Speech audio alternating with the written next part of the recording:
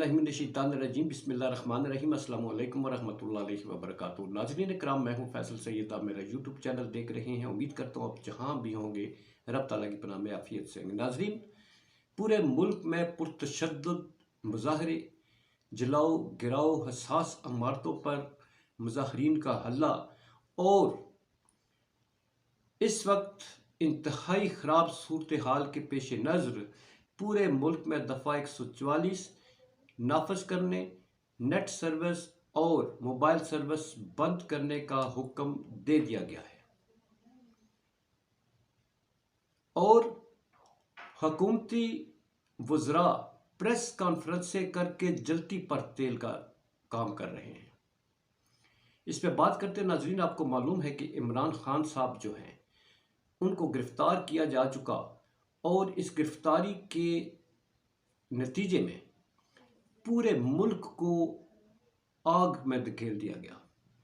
इस गिरफ्तारी के पीछे जिसकी अना, जिसकी तस्कीन किस किस को हासिल हुई, वो इन जो इस वक्त हुकूमत में बैठे लोग हैं इनके इंटरव्यूज़ देख लें। इनकी नफ़रत अंगेज़ आज भी राना सनाउल्लाह साहब जो वज़ीर दाखिला हैं वो इस गिरफ्तारी पर दल्ले दलाल के लफ्ज़ इस्तेमाल करते हुए वो अपने मनसब का और अपनी सियासत का तो खैर जनाजा निकाल चुके हैं, मगर वो इखलाकियात का तो खैर दामन उन्होंने कभी छुआ ही नहीं। तो क्या ये मुल्क में जो इस वक्त बदअमनी फैल चुकी है और जिसके मंबा ये खुद ही हैं, क्या उसको ये कंट्रोल करते हुए नजर आते हैं? कल तक ये इस काबीना की जो ये 86 रुकनी काबीना है, मैं अभी देख रहा था कि सब इस नैब पर तनकीद करते हुए नजर आते थे। इस नैब को जो है वो हुकूमती हथकंडा इस्तेमाल करते हुए नजर आते थे। इस नैब को वो कहते थे कि ये सियासी जमातों के खिलाफ इंतकाम का जरिया है। नैब न्याजी गठजोड़ तो था, नून उसमें भी था, तो नून इसमें भी है। यहां भी नैब और नवाज गठजोड़ आ गया और इसमें नतायज आपके सामने आ गए हैं और इनका सियासत में नुकसान तो कर ही चुके हैं। इन्होंने हमारे मुक़्तदर हलकों को, हमारे वो हलके जिनके साथ अवाम के दिल धड़कते थे, उनके खिलाफ नफरत का बीज बो दिया है। आज जिस तरह से उनकी इमारतों पर हमले हुए, ये इंतहाई दुख के साथ कहना पड़ रहा है कि ज़रूरत तो इस अमर की थी कि वो खलीज जो सबका द्वार में पैदा हो चुकी थी, इस दौर में उस पर कोई मरहम रखा जाता। वो गाड़ियां जिनको देखकर लोग खुशी का इजहार करते थे, खुशी से तालियां बजाते थे, आज उन गाड़ियों पर जो है लोग लाठियां और पत्थर बरसा रहे हैं। कौन है इसके पीछे? कौन है अवाम और इन अदारों के दरमियान खलीज पैदा करने वाले? क्या ये अदारे सोचेंगे? क्या ये अदारे सोचेंगे कि आज के इस इक़दाम ने एक तीर से दो शिकार करने की किसने कोशिश की है? वो शख्सियत जो मुल्क से फरार है, उसने बैठकर यहाँ उन अदारों के खिलाफ जो है वो काम कर दिखाया है जो इमरान खान नहीं करना चाहता था। उन अदारों के खिलाफ जिस तरह से उन्होंने अपने तकारीर में, नवाज शरीफ ने, मरियम नवाज ने, ख्वाजा आसफ ने, ख्वाजा ये जावेद लतीफ़ ने, साद रफीक ने जिस तरह से जहर उगला था, वो अंदर जो उनके खिलाफ लाव पक रहा था, जो वो काम नहीं कर सके थे, आज उन्होंने ये काम उन्होंने कर दिखाया। उन्हें मालूम था कि खान को गिरफ्तार करेंगे तो फिर ये हालात किस तरफ जाएंगे। फैसलाबाद में आप ये देखें, पुलिस गोली चला रही है। हजारों लाखों की तादाद में दुनिया इस वक्त जो है वो रोडों पर है। इस्लामाबाद हाई कोर्ट ने फैसला महफूज कर रखा है कि आज किस तरह गिरफ्तार किया गया।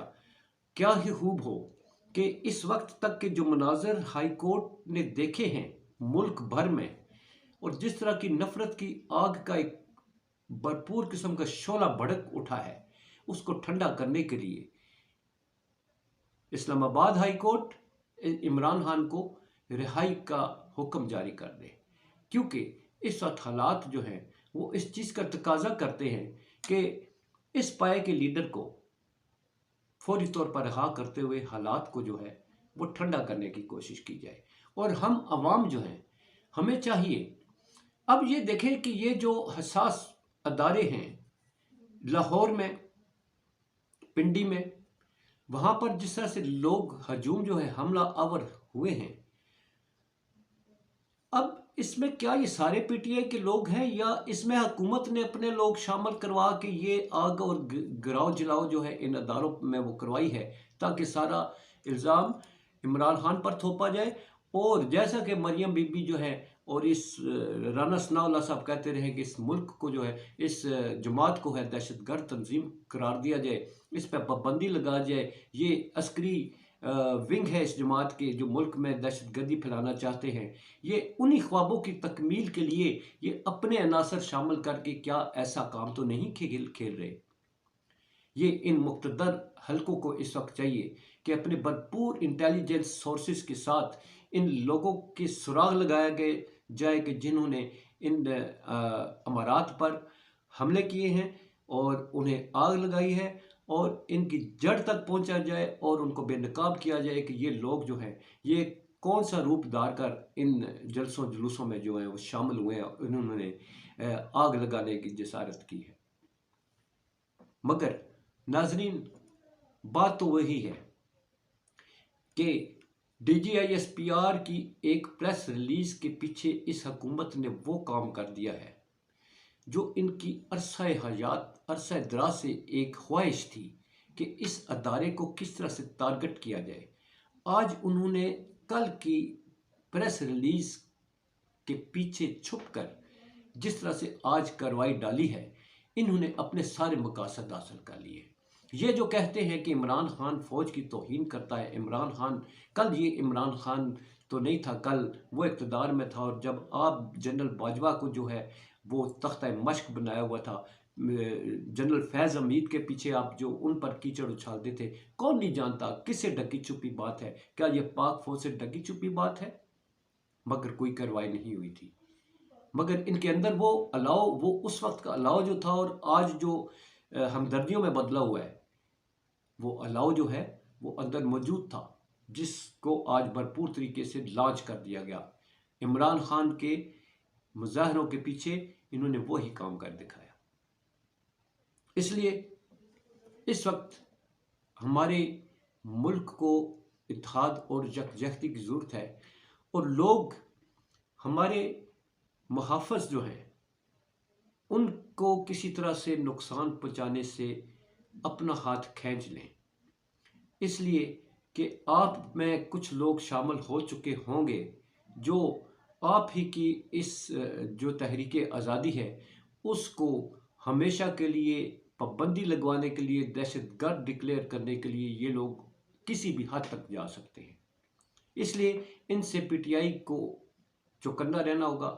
پی ٹی آئی کے لیڈروں کو معاملات اپنے ہاتھ میں لیتے ہوئے لوگوں کو جلاؤ گراؤ سے، خاص طور پر وہ جو ہماری سرحدوں کے محافظ ہیں، ان سے اپنے اس کراؤڈ کو دور رکھنا ہوگا۔